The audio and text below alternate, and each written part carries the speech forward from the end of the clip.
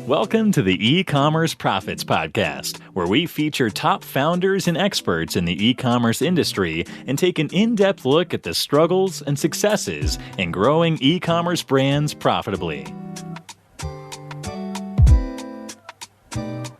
Josh Chin here. I'm the host of the E-commerce Profits Podcast, where we feature top experts and shakers in the e-commerce industry, and we go behind the scenes of the struggles and successes in growing a brand.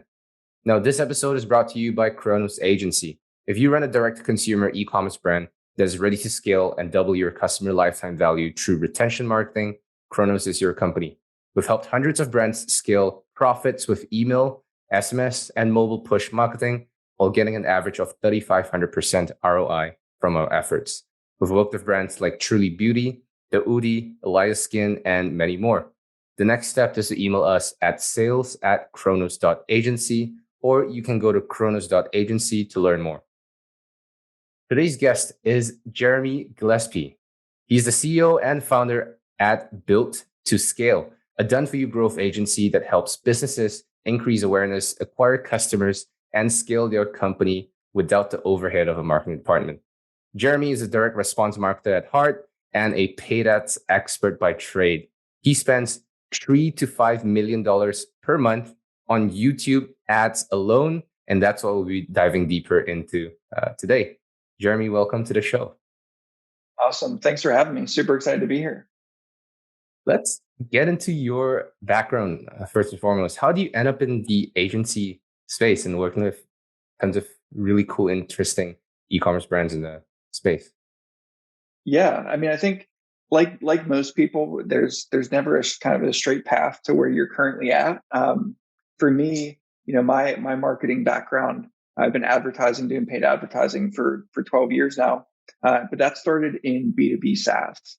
So I was going back to school for my MBA, and I took a marketing job at a startup in Pittsburgh, Pennsylvania, which is where I'm from. And so, from there, I really just started to kind of hone and build in my marketing chops, which were certainly paid ads, but a lot more in the growth marketing. So touched kind of a bunch of different pieces of the business.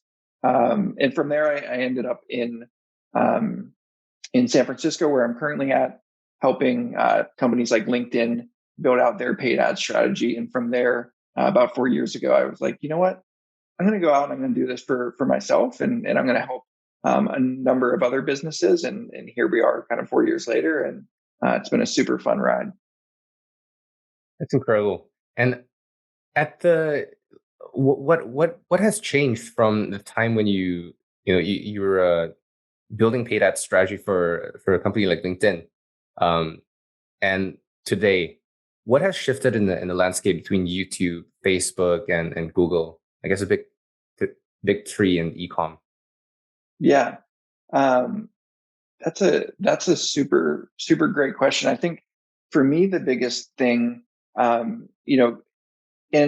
think it's the platforms, but also just my growth as a marketer, where a lot of my, when we go back 5, 6, 7 years, it was very like tactic and execution focused on how are you building out these campaigns, very granular and strategic. And while there still is that component, the algorithms are just a ton smarter than they were. And so our ability to kind of turn over and trust and feed them data, which is actually a big point of the discussion today, is if you can feed these platforms good data, your ability to scale and get the results you want is exponentially higher than if you feed them poor data. But going back, 6 years, you didn't have that ability to turn over these reins to these platforms, and that's the exciting and scary part. I think a lot of marketers are at right now.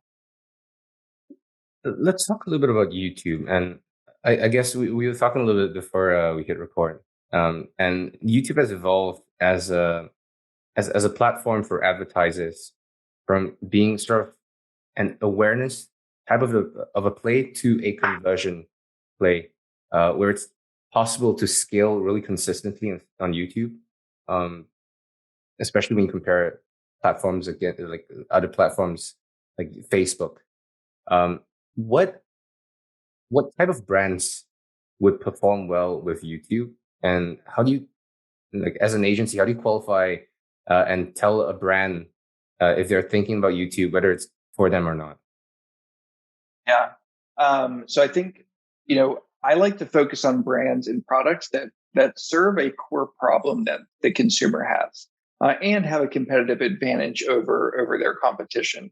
Um, when it comes to YouTube, typically people are there to, certainly they can be there to watch, cat videos and things like that, but oftentimes they're there to educate themselves or to solve some sort of problem in their life. So I really like to focus on brands and products that solve a core problem. Like I mentioned before we hopped on here, do really well with health and supplement brands, workout brands, and those related products, because oftentimes the consumer is motivated and is trying to solve a core problem in their life. Uh, the other thing, when you talk about qualifying these prospects, certainly it's going to come down to the AOV. Uh, I don't think it's a secret that YouTube is not the cheapest planet or cheapest platform on the planet, but the quality and scalability far outweighs that. And so if you can have ideally an AOV above $70, I like and prefer 120 or above. That's really where we see the opportunity. So 120 and above is the sweet spot. At least 70 and above.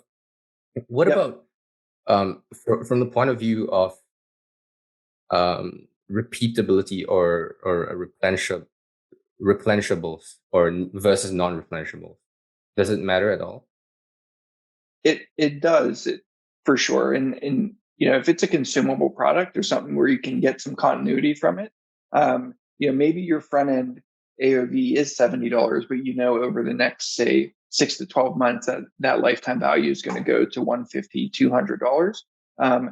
That certainly makes a huge difference. But I think the important piece there is making sure that the brand understands that there's this education process where certainly they're going to want 3, 4, 5x return on their ad spend. But if you want to hit those 50K a day type spends or more, you start to have to really look at your lifetime value and spending based on that, not your front end conversion. That makes sense. And we talked about how expensive YouTube can get, but I guess the expensive portion of YouTube comes in two parts: from actually buying the ads itself and also the creatives. I would imagine. What I've heard is that on YouTube you cannot skimp on quality of creatives.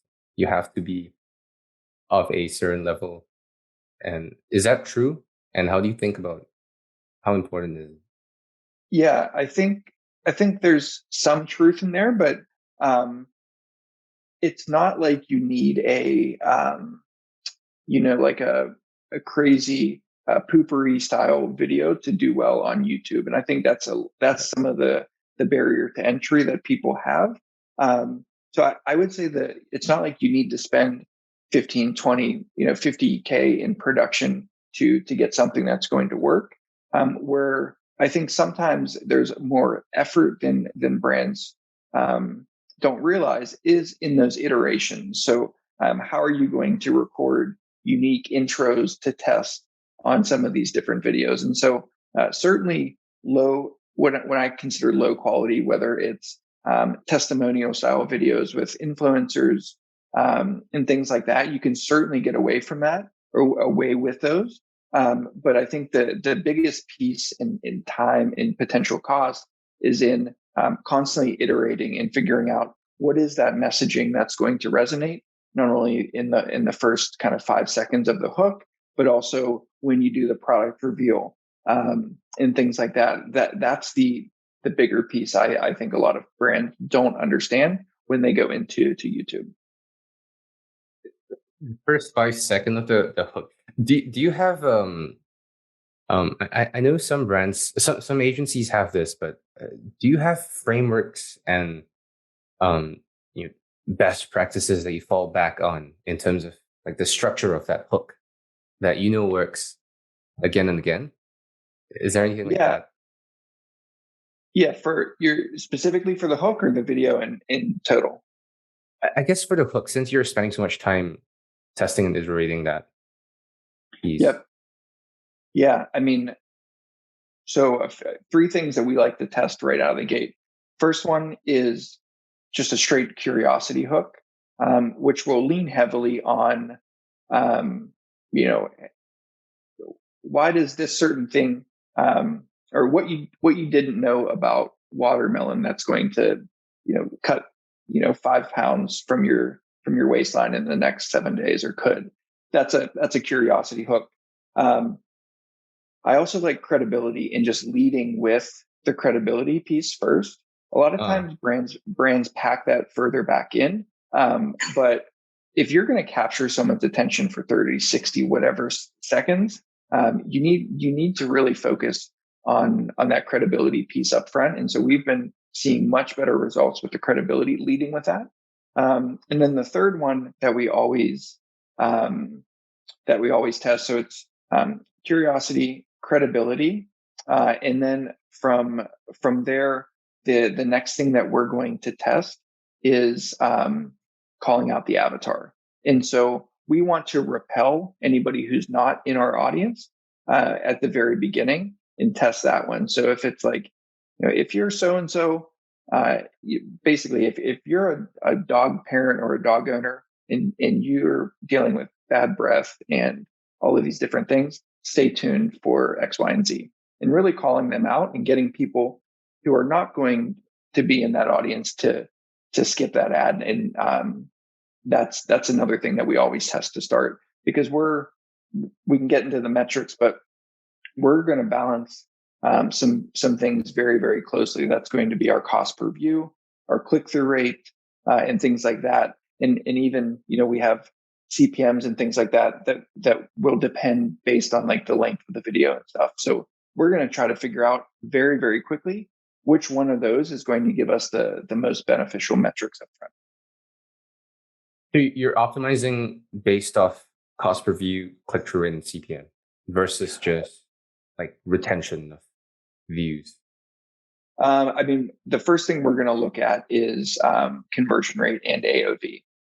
And I think there's an interesting piece here. Certainly, we want our click through rate and these things to be at a certain baseline. So, like, we want our click through rates to be above 1.25 is kind of our baseline. We want our CPVs to be, around 15 cents. But that's going to depend on, like, we have some brands that we run 20 or 40-minute VSLs, and our CPVs that there are much higher. But, and this is the interesting piece, is a lot of people will look at those retention metrics, they'll look at click-through rates and things like that, where we know we can get an additional $10, $15, $12 in AOV on some of these longer videos. We can get better conversion rates on some of these longer videos as well. And so a lot of people will throw those videos in the trash because they don't meet these front end metrics. And you really have to look at these back end metrics first and focus on the actual results that are coming through, rather than these leading indicators that can be misleading. That makes sense, and that allows us to scale. I mean, if once we've proven profitability at some level, it's easy for us to then start looking at the higher level metrics. And I think, and sorry to interrupt there, but I think one of the interesting pieces that we do differently is a lot of brands will say, great, a lot of agencies will take a brand, they'll say, here are my, 5 to 10 creatives I want to test. And they're going to start with the creative testing. And we certainly test creatives up front, but our first and primary test is the landing page. The landing page we found is such a big lever in increasing the AOV and getting data back to the platform so that the platform is able to optimize quicker. So let's just say, for instance, you have a landing page that's converting at 1%, a landing page that's converting at 2%, and a landing page that's converting at 3%. Your ability to get information back to the platform from a conversion standpoint is 3x higher on that 3% converting landing page than the 1%. And so to me and to us, that is the most critical point in figuring out if we can get a campaign to scale, is how quick and where can we get our conversion rate. And once we have that locked in and we feel good about that, then we like to test a ton of different creatives. But I like to focus on that piece first.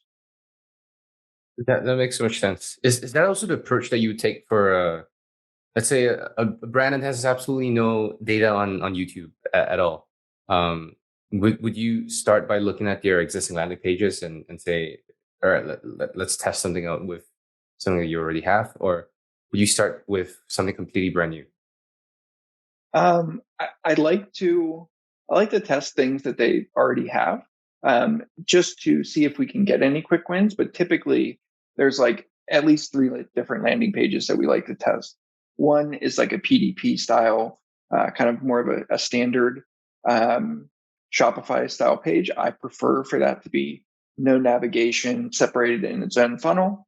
I do like short quizzes or assessments. So, a 3 to 4 question quiz that gets them in the buying mindset, make sure that they identify that they have this pain or problem, is funnel number 2. And then funnel number 3 is sending them to a VSL. So they're on a video first platform. Let's get them to a VSL, or maybe it's an advertorial with a VSL at the top, to further move them through the funnel, give them an experience where they're just all they're seeing is that video and content. They're not distracted by the other things going on YouTube. Would be the third one. So those are the 3 standard, and there's certainly variations there that we like to test. Yeah, that makes sense. What in your experience, um, how do you look at the sequencing of um YouTube, Google, and Facebook as a brand that say is scaling from close to 7 figures to 8 figures? What's that like step by step sequencing that you see typically works? In like using these different platforms, like, gotcha, cool. Yeah, I mean, I think in starting off, you can get fairly far when it comes to Google, when you talk about search, high intent search, shopping, things like that. But when it comes to the sequencing across all of those different platforms, once you hit that kind of 7-figure range, I like to really start to look into what is that impact. And we work with a lot of brands right at that range, and so they're looking for that next quantum leap. Is how can we layer in additional cold traffic? Typically, that's going to be YouTube or display, to get more people in the funnel and see how they convert over the next, say, 14 to 30 days.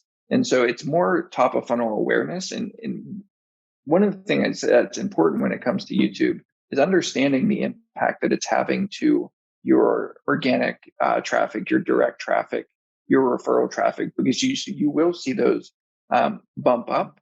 But the reason that you want to look at those is because as you spend more on YouTube, you're going to see those increase. And we see anywhere from 10 to 15, sometimes even 20% lift in those areas.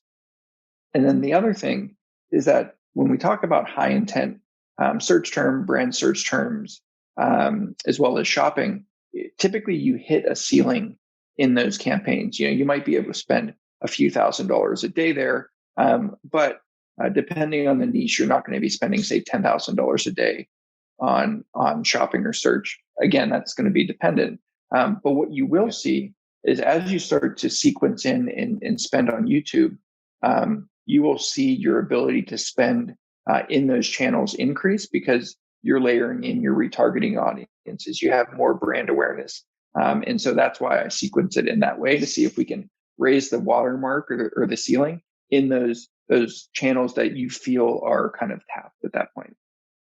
And part of that comes in the form of what you call the halo effect, right? Yeah. But how do you account for something like that, the halo effect? As an agency, do you plan that into your strategy, or is that kind of like a bonus kind of a thing? Yeah, it's kind of a bonus. I mean, as much as I can talk about it, until I'm blue in the face to brand owners and things like that. They want to see I spent $1 here, I got $2, $3 out, and the halo effect is important to them. But if they're not seeing it on paper when it comes through the ad reports, it's essentially meaningless to them. But what we traditionally do, especially when we start, is take a snapshot of those different channels I just went through. So we're going to have our impressions on brand search. We're going to have our organic traffic, direct traffic. We're going to take a snapshot, and then we're going to do a little bit of a lift analysis after the first 30 days to see where that baseline has moved. That way, we can give a better picture of that halo effect to the brand. That makes sense. Talking about questions for that agencies ask. What is here's a tough one. What's one question that brands should be asking their agencies, or ask agencies before we're deciding to work with them? Yeah, I mean, it's a great question. I think you often get from brands, you get the how many times are you looking at my account? How many times are we going to meet with you? And they're very not outcome focused questions. They're like, it's just like needy is the wrong word, but it's like once you start to get a lot of those as an agency owner, you're like, okay, I understand, where this person is at. And typically that's a brand owner that has had a bad experience in the past, may not be at a certain place in their business. But where I think a lot of agency owners need to ask tougher questions are, what are you going to do to help us improve our AOV, our conversion rate? Is there anything that you're seeing that's working right now that's helping us move some of these back end metrics that help us be exponentially more profitable on our ad spend? That's really where, I think a lot of brand owners should be asking questions, because ad costs aren't going down. And if your agency of record is not thinking about the full picture and how you're going to increase your lifetime value, are you working with an email provider that's going to add an additional, say, $25 to $50 in lifetime value in the next 12 months? Like, those are the questions that need to be asked, not these front end click through rates and things like that are important as a snapshot, but in the longevity of the business aren't important. And you want a partner that understands the full business. What's a red flag for you as like if you had to take a step back and take kind of the seat, the participant in the shoes of your brands, what's a red flag that you see, especially for brands that come to you from after working with other agencies and having a bad experience? What are some typical red flags in agencies that aren't doing a great job? I think testing cadence is a huge one. If you don't have an agency that's launching tests on and I'll break down the tests that I like to look for on a regular cadence. And sometimes this will differ depending on, say, the budget, things like that, as well as ability to create assets. But, at least weekly testing on creative, certainly testing landing pages copy and creative should be done weekly in my at the very least weekly. Landing page tests those are the three I want to look at. If an agency isn't doing that, that's a pretty big red flag for me. Makes sense. Jeremy, what are some brands that you look up to that you're either a customer of or a fan of? Yeah, and you told me you were going to ask me this, and I was like, man, I haven't thought of that. But I think for me, 10,000 is a brand that I've been following for the last year or so. They're in the kind of fitness apparel niche. I really like the way that they do things. ALO is a brand that I'm definitely following.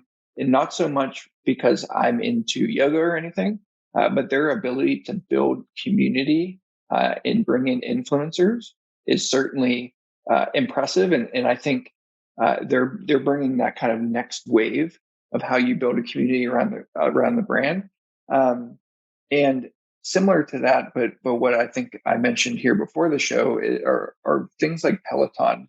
Um, Peloton for me is where the market is going, where they have a core product that they sell, but they keep you around and build this cult-like following with kind of their content or their value add.